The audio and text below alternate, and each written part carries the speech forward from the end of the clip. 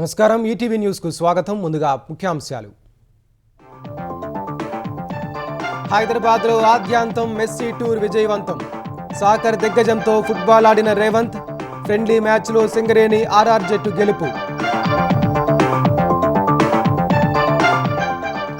Messy పర్యటనలో విధ్వంసం పరిశీలనకు బెంగాల్ గవర్నర్ యత్నం. సాల్ట్ లేక్ మైదానంలోకి అనుమతించలేదని తృణమూల్ ప్రభుత్వంపై ఆరోపణ. తెలంగాణలో రెండో విడత పంచాయతీ ఎన్నికల సందడి. 1 గంట వరకు కొనసాగనున్న పోలింగ్. మధ్యాహ్నం తర్వాత వెలువడనున్న ఫలితాలు. ఇకపై పీపీపీ విధానంలోనే విద్యా సంస్థల మంజూరు. అదే పద్ధతిలో ఫ్యూచర్ సిటీలో నిర్మాణాలు. ప్రైవేట్ భాగస్వామ్యం తప్పనిసరిని భావిస్తున్న సర్కారు. పీపీపీ విధానంలో వైద్య కళాశాలల నిర్వహణ. కేంద్రానికి పార్లమెంటు స్థాయి సంఘం సిఫారసు. పన్ను మినహాయింపులు ఇవ్వాలని సూచన. తిరుమల శ్రీవారి భక్తుల కోసం ఏఐ చాట్బాట్ 15 రోజుల్లో అందుబాటులోకి తేనున్న టీటీడీ. 13 భాషల్లో సందేహాలు నివృత్తి చేసేలా అభివృద్ధి. సిరియాలో సాయుధుడి కాల్పుల్లో 3 అమెరికన్లు మృతి. ఐసిస్ ఉగ్ర సంస్థే కారణమన్న ట్రంప్. ప్రతీకార చర్యలు తప్పవని హెచ్చరిక.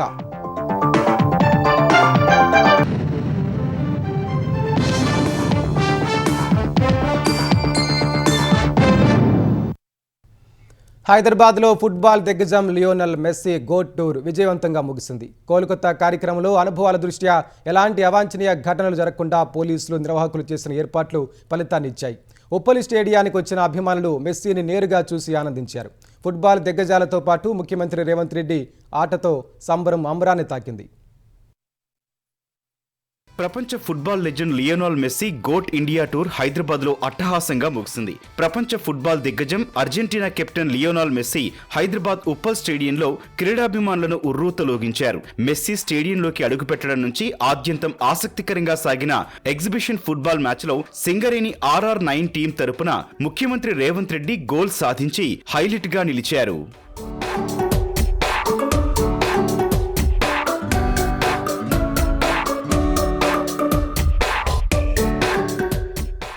సింగరేణి జట్టు ఎరుపు తెలుపు రంగు దుస్తులు ధరించగా మెస్సీ స్టార్స్ బృందం అర్జెంటీనా జెర్సీ వేసుకుంది. 8 గంటల ప్రాంతంలో రేవంత్ రెడ్డి మైదానంలో అడుగుపెట్టగా అభిమానులు కేరింతలతో స్వాగతం పలికారు. మైదానంలోకి వస్తూనే వార్మప్ చేసిన రేవంత్ ప్రొఫెషనల్ ఫుట్బాల్ ఆటగాడిని తలపించారు. మైదానంలో అడుగుపెట్టిన 3 నిమిషాలకే రేవంత్ గోల్ రాబట్టడంతో స్టేడియంలో ఉత్సాహం అంబరాన్నంటింది. మైదానంలో రేవంత్ ఆడుతుంటే వేదికపై నుంచి రాహుల్ గాంధీతో పాటు ప్రియాంక గాంధీ పిల్లలు మెస్సీ, రోడ్రిగో, సువారెజ్ వీక్షించారు. ఆ తర్వాత మెస్సీ మైదానంలో అడుగు పెట్టాడు. అప్పటి వరకు ఎల్ఈడీ స్క్రీన్ మీదే కనిపించిన ఆయన ఒక్కసారిగా కళ్ల ముందుకు రావడంతో ప్రేక్షకులు ఉత్సాహంతో ఊగిపోయారు. రేవంత్ కు నేరుగా పాసులు అందిస్తూ సందడి చేశాడు. 2 సార్లు గోల్ పోస్ట్ లోకి బంతిని తరలించాడు. అనంతరం నిర్వహించిన పెనాల్టీ షూటౌట్ లో 2 జట్లు 2 గోల్స్ చేశాయి.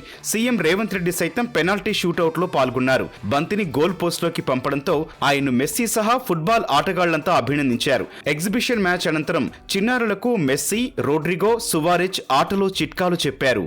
మెస్సీ చేతుల మీదుగా RR9 టీం గోట్ కప్ ను స్వీకరించింది. అలాగే Aparna all stars team runner up cup అందజేశారు. అర్జెంటీనా టీం 10వ నెంబర్ జెర్సీని మెస్సీ స్వయంగా రేవంత్ రెడ్డి, రాహుల్ గాంధీకి అందజేశాడు. భారత పర్యటన, అభిమానులు చూపిన ఆదరణ తనకెంతో ఆనందం కలిగించిందని మెస్సీ వ్యాఖ్యానించాడు. తెలంగాణకు స్వాగతం, Telangana is rising, come join the rise అంటూ ముఖ్యమంత్రి మెస్సీ బృందాన్ని ఉద్దేశించి మాట్లాడారు. క్రీడాభిమానులకు మెస్సీ బృందం అభివాదంతో కార్యక్రమం ముగిసింది. కోల్కతాలో మెస్సీ పర్యటన తర్వాత సాల్ట్ లేక్ మైదానంలో పరిస్థితిని పరిశీలించేందుకెళ్లిన పశ్చిమ బెంగాల్ గవర్నర్ సివి ఆనంద్ బోస్కు చేదు అనుభవం ఎదురైంది. మైదానాన్ని పరిశీలించి నివేదిక సిద్ధం చేయాలని భావించిన గవర్నర్ ఆనంద్ బోస్ను పోలీసులు అడ్డుకున్నారు. దీనిపై ఆయన ఆగ్రహం వ్యక్తం చేశారు. సాల్ట్ లేక్ మైదానంలోకి తనను అనుమతించకపోవడం గవర్నర్ రాజ్యాంగ హోదాకు అవమానమని అభివర్ణించారు. దీనిపై అధికారుల నుంచి వివరణ కోరారు. గవర్నర్ను గౌరవించే పద్ధతి ఇదేనా అని మమతా బెనర్జీ ప్రభుత్వాన్ని ప్రశ్నించారు. గవర్నర్ రబ్బర్ స్టాంపు కాదని చెప్పిన ఆయన నేడు మళ్లీ స్టేడియాన్ని సందర్శించి విషయాన్ని లోతుగా పరిశీలిస్తానని చెప్పారు. మరోవైపు మెస్సీ పాల్గొన్న కార్యక్రమం నిర్వహణపై స్వతంత్ర న్యాయ విచారణ జరిపించాలని బెంగాల్ ప్రతిపక్ష నేత సువేందు అధికారి గవర్నర్ను కోరారు. ఈ మేరకు గవర్నర్కు లేఖ రాశారు. ప్రజానిధులతో నిర్మించిన స్టేడియంను రాజకీయ ప్రముఖుల కోసం ప్రైవేట్ దర్బార్గా మార్చారని ఆయన ఆరోపించారు. తెలంగాణలో రెండో విడత పంచాయతీల ఎన్నికల పోలింగ్ జరుగుతోంది. ఈ ఉదయం 7 గంటలకు మొదలైన పోలింగ్ మధ్యాహ్నం 1 గంట వరకు కొనసాగనుంది.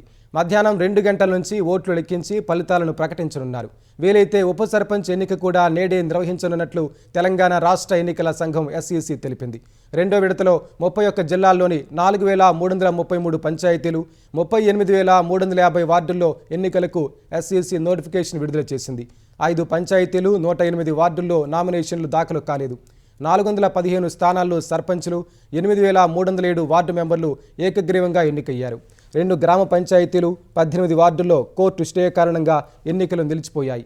మిగిలిన 3,911 పంచాయతీలు, 29,917 వార్డుల్లో నేడు పోలింగ్ జరుగుతోంది. 12,783 మంది సర్పంచ్ అభ్యర్థులు, 71,071 మంది వార్డు అభ్యర్థుల భవితవ్యాన్ని ఓటర్లు బ్యాలెట్ బాక్సుల్లో నిక్షిప్తం చేస్తున్నారు. తెలంగాణ వ్యాప్తంగా 3,769 పోలింగ్ కేంద్రాల వద్ద పోలీసులు కట్టుదిట్టమైన భద్రతా ఏర్పాట్లు చేశారు. ఇదే సమయంలో మూడో విడత పంచాయతీ ఎన్నికలకు పల్లెల్లో ప్రచారం మరింత ఊపందుకుంది. గ్రామాభివృద్ధికి హామీలిస్తూ అభ్యర్థులు ఓట్లు అభ్యర్థిస్తున్నారు. హనుమకొండ జిల్లా నడికొండలో కాంగ్రెస్ బలపరిచిన అభ్యర్థుల గెలుపు కోసం పరకాల ఎమ్మెల్యే రేవూరి ప్రకాష్ రెడ్డి ప్రచారం చేశారు. ధర్మసాగర్ మండలం పెద్దపెండ్యాలలో స్టేషన్ ఘన్పూర్ ఎమ్మెల్యే కడియం శ్రీహరి ప్రచారం చేశారు. మహబూబాబాద్ జిల్లా కొత్తగూడెం మండలంలో కాంగ్రెస్ బలపరిచిన అభ్యర్థుల తరపున పంచాయతీరాజ్ శాఖ మంత్రి సీతక్క ప్రచారం నిర్వహించారు.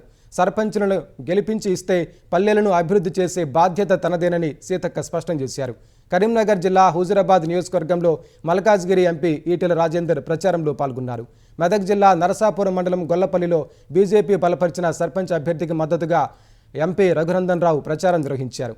యాదాద్రి జిల్లా మోటకొండూరులో ఆలేరు ఎమ్మెల్యే బీర్ల ఐలయ్య ప్రచారం చేశారు.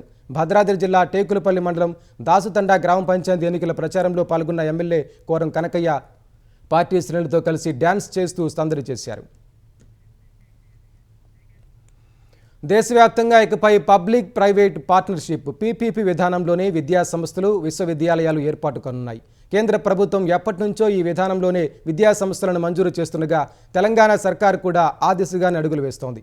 అందుకు సంబంధించి ఫ్యూచర్ సిటీలో నిర్మాణాలు సాగనున్నాయి. చదువుకున్న యువతకు నైపుణ్య శిక్షణ ఇచ్చేందుకు తెలంగాణలో ఇప్పటికే PPP విధానంలో పరిశ్రమల భాగస్వామ్యంతో యంగ్ ఇండియా స్కిల్స్ యూనివర్సిటీ ప్రారంభమైంది. ఫ్యూచర్ సిటీలో శాశ్వత ప్రాంగణాన్ని నిర్మిస్తున్నారు. వచ్చే కొద్ది నెలల్లో అక్కడే అదే తరహాలో కృత్రిమ మేధ యూనివర్సిటీని కూడా ఏర్పాటు చేయనున్నారు. తెలంగాణ దార్శనిక పత్రంలో రంగాల వారీగా ఇండియన్ స్కూళ్లను ఏర్పాటు చేయాలని ప్రభుత్వం ప్రతిపాదించింది. ఆయా రంగాల్లోని పరిశ్రమల భాగస్వామ్యంతోనే వాటిని నెలకొల్పనుంది. హైదరాబాద్ లో 2001లోనే నాటి ప్రభుత్వం PPP విధానంలో ఇండియన్ స్కూల్ ఆఫ్ బిజినెస్ ISBని ఏర్పాటు చేసింది. కేంద్ర ప్రభుత్వం 2010లో PPP విధానంలో 20 Indian institutes of information technology IIITలను మంజూరు చేసింది. అవన్నీ ఇప్పటికే పనిచేస్తున్నాయి. IIIT హైదరాబాద్, ఏపీలోని శ్రీ సిటీలోని IIIT అలా ఏర్పాటైనవే. వీటిని నెలకొల్పేందుకు కేంద్రం, రాష్ట్రం, పరిశ్రమలు వరుసగా 50, 35, 15 నిష్పత్తుల్లో వ్యయాన్ని భరిస్తాయి. 100 సైనిక్ స్కూళ్లను PPP విధానంలో మంజూరు చేయాలని 3 ఏళ్ల కిందటే కేంద్రం నిర్ణయించింది. అందులో భాగంగా ఇప్పటికే పలు రాష్ట్రాల్లో సుమారు 60కి పైగా ఏర్పాటయ్యాయి. భవిష్యత్తులో అలా 1000 సైనిక్ స్కూళ్లు మంజూరు చేయాలనేది కేంద్రం లక్ష్యం. దేశవ్యాప్తంగా వైద్య కళాశాలలను PPP విధానంలోనే ప్రారంభిస్తున్నారు.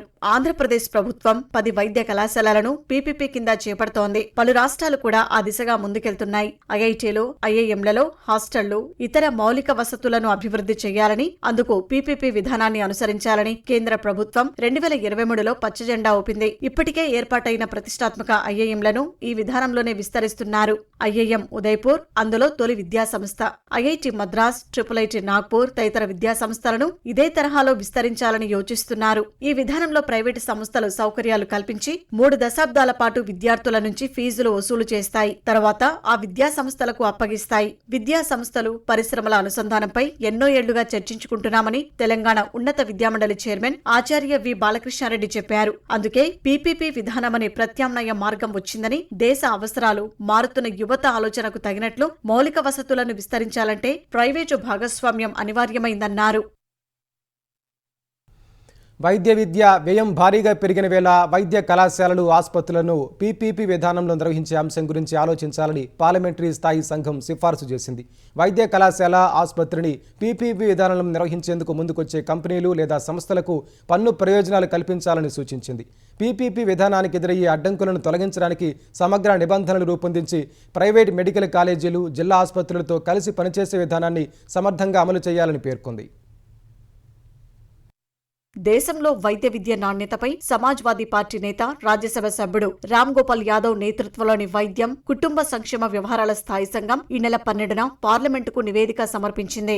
ఈ స్థాయి సంఘం గత ఏడాది ఫిబ్రవరి 9న సమర్పించిన నివేదికలో వైద్య విద్యను అందరికీ అందుబాటులోకి తేవడానికి పీపీపీ ప్రైవేటు భాగస్వామ్యాన్ని ఎలా ప్రోత్సహించాలో కేంద్రానికి కొన్ని సిఫారసులు చేసింది. వాటిపై కేంద్ర ప్రభుత్వం తీసుకున్న చర్యలతో కూడిన నివేదికను తాజాగా పార్లమెంటు ముందుంచింది. ప్రైవేటు వైద్య కళాశాలల్లో 50% సీట్ల ఫీజులను ప్రభుత్వం నిర్ధారించి మిగిలిన 50% సీట్ల ఫీజులను ఆయా రాష్ట్రాల ఫీజ్ రెగ్యులేటరీ కమిటీలతో సంప్రదించి నిర్ణయించాలన్న ప్రభుత్వ ప్రతిపాదనను స్వాగతిస్తున్నట్లు స్థాయి సంఘం పేర్కొంది. వైద్య విద్య ఖర్చు 60 లక్షల నుంచి 1 కోటి అంతకు మించి ఉందని తెలిపింది. విద్యార్థులపై ఆర్థిక ఒత్తిడిని తగ్గించేందుకు కేంద్ర వైద్య ఆరోగ్య శాఖ రాష్ట్రాలతో కలిసి అర్హులైన విద్యార్థులకు అవసరమైన స్కాలర్షిప్లు అందించాలని స్పష్టం చేసింది. ప్రైవేటు కళాశాలలో వైద్య విద్య ఖర్చును తగ్గించడానికి వాటిలో ఏర్పాటు చేసే స్కిల్ ల్యాబ్స్ కు అవసరమైన ఎక్విప్మెంట్, యంత్రాలను సబ్సిడీ ధరల్లో అందించాలని స్పష్టం చేసింది.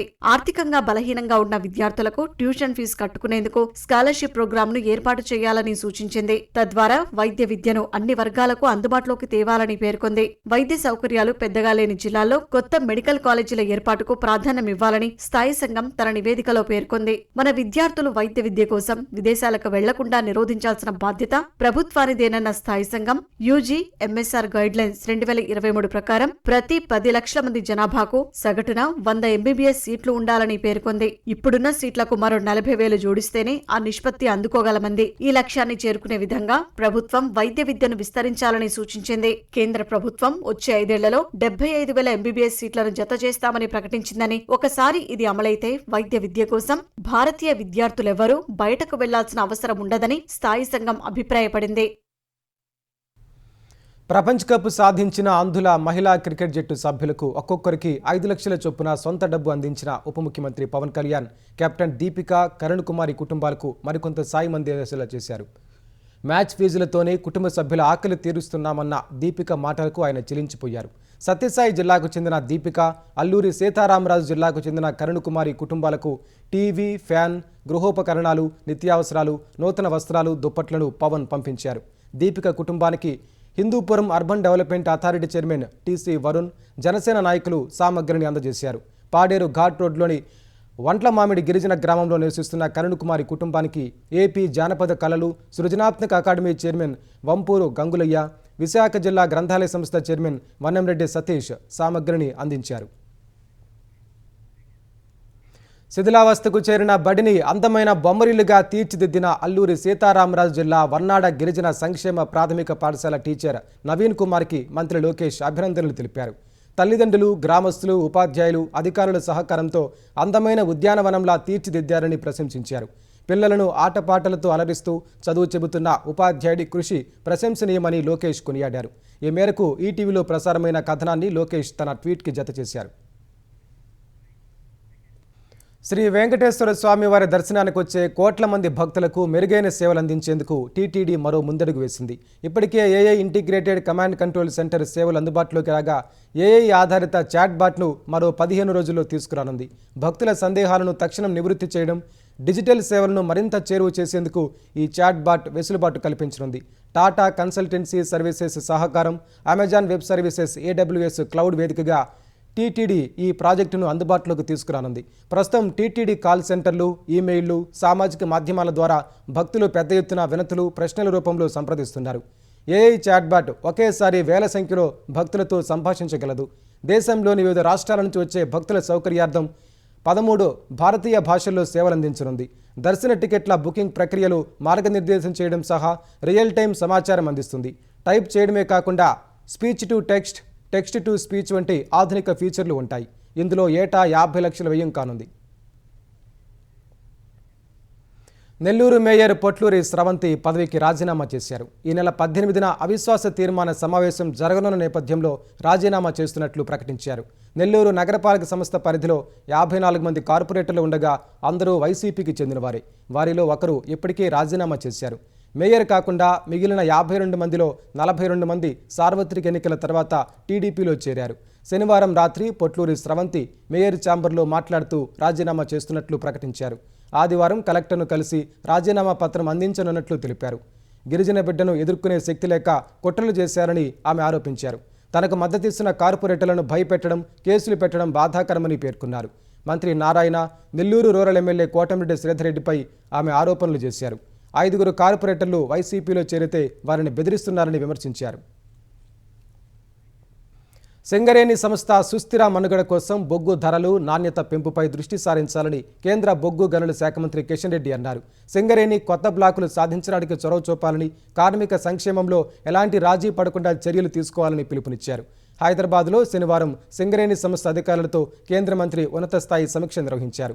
బొగ్గు రంగంలో తాము కొన్ని సంస్కరణలు తీసుకురానున్నట్లు చెప్పిన ఆయన, ప్రభుత్వ రంగ సంస్థలు పూర్తి అంకితభావంతో పనిచేస్తే తప్ప వాటిని ఎవరూ రక్షించలేరని చెప్పారు. కార్మికుల సంక్షేమాన్ని దృష్టిలో ఉంచుకుని కొత్త కార్మిక చట్టాలను అమల్లోకి తీసుకొచ్చామన్నారు. వీటిని పటిష్టంగా అమలు చేయాలని అధికారులకు సూచించారు. మెదక్ జిల్లాలో గుర్తు తెలియని వాహనం ఢీకొని ఒకే కుటుంబానికి చెందిన 4 మృతి చెందారు. కామారెడ్డి జిల్లా నిజాంసాగర్ మండలం మాగి గ్రామానికి చెందిన లింగమయ్య కుటుంబంతో కలిసి హైదరాబాద్ లింగంపల్లి నివాసం ఉంటున్నారు. 2వ విడత పంచాయతీ ఎన్నికల కోసం స్వగ్రామానికి భార్య, 2 పిల్లలతో ద్విచక్ర వాహనంపై బయలుదేరారు. మార్గమధ్యంలో జాతీయ రహదారి 161పై పెద్ద శంకరంపేట సమీపంలో గుర్తు తెలియని వాహనం వారి ద్విచక్ర వాహనాన్ని ఢీకొట్టింది. బైక్పై ప్రయాణిస్తున్న లింగమయ్య, ఆయన భార్య, 2 పిల్లలు అక్కడికక్కడే మృతి చెందారు. పోలీసులు ఘటనా స్థలానికి చేరుకుని మృతదేహాలను పోస్టుమార్టం కోసం జోగిపేట ప్రభుత్వ ఆసుపత్రికి తరలించారు. సిరియాలో 2 అమెరికా సైనికులు, 1 పౌరుడు మృతి చెందిన ఘటనపై అమెరికా అధ్యక్షుడు డొనాల్డ్ ట్రంప్ తీవ్ర ఆగ్రహం వ్యక్తం చేశారు. ఈ ఘటనకు ఐసిస్ ఉగ్ర సంస్థే కారణమని ట్రంప్ ఆరోపించారు. మరోసారి తమ సైనికులపై దాడికి యత్నిస్తే ఖచ్చితంగా ప్రతిదాడి ఉంటుందని ఐసిస్ను ట్రంప్ హెచ్చరించారు. మరణించిన 2 అమెరికా సైనికులు, 1 పౌరుడికి ట్రంప్ సంతాపం ప్రకటించారు. గాయపడ్డ మరో 3 కోలుకుంటున్నట్టు చెప్పారు. సెంట్రల్ సిరియాలో ఉగ్రవాద నిరోధక ఆపరేషన్కు మద్దతిస్తున్న తమ సైనికులపై ఐసిస్కు చెందిన వ్యక్తి కాల్పులకు పాల్పడినట్టు పెంటగాన్ తెలిపింది. సాయుధుణ్ణి భద్రతా దళాలు అక్కడికక్కడే మట్టుబెట్టినట్టు పేర్కొంది. శీతాకాలం ప్రభావంతో జమ్మూ కాశ్మీర్లో ఉష్ణోగ్రతలు మైనస్లోకి పడిపోయాయి. అత్యధిక ప్రాంతాల్లో 0 కంటే తక్కువే కనిష్ట ఉష్ణోగ్రతలు నమోదవుతున్నాయి. ప్రఖ్యాత దాల్ లేక్ సహా అనేక ప్రాంతాలను మంచు కప్పేస్తోంది.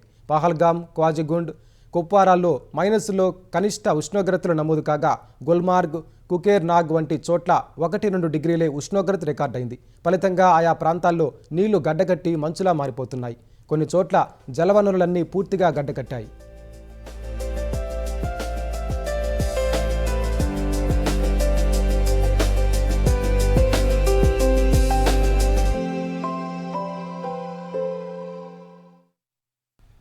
ఓటు చోరీకి వ్యతిరేకంగా నేడు ఢిల్లీలోని రామ్లీలా మైదానంలో కాంగ్రెస్ పార్టీ నిరసన ప్రదర్శన నిర్వహించనుంది.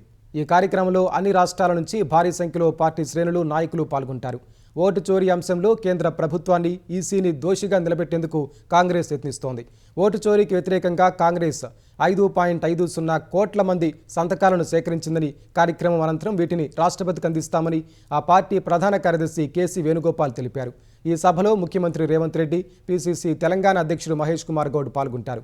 హైదరాబాద్ వచ్చిన రాహుల్ గాంధీతో కలిసి ఇరువురు నేతలు ప్రత్యేక విమానంలో ఢిల్లీ వెళ్లారు. ఈ సాయంత్రం 4 గంటలకు నిరసన కార్యక్రమం జరగనుంది. ఇందులో పాల్గొనేందుకు తెలంగాణ ఉప ముఖ్యమంత్రి భట్టి విక్రమార్క, మహిళా కాంగ్రెస్ అధ్యక్షురాలు సునీతారావు తదితరులు నిన్ననే ఢిల్లీ చేరుకున్నారు.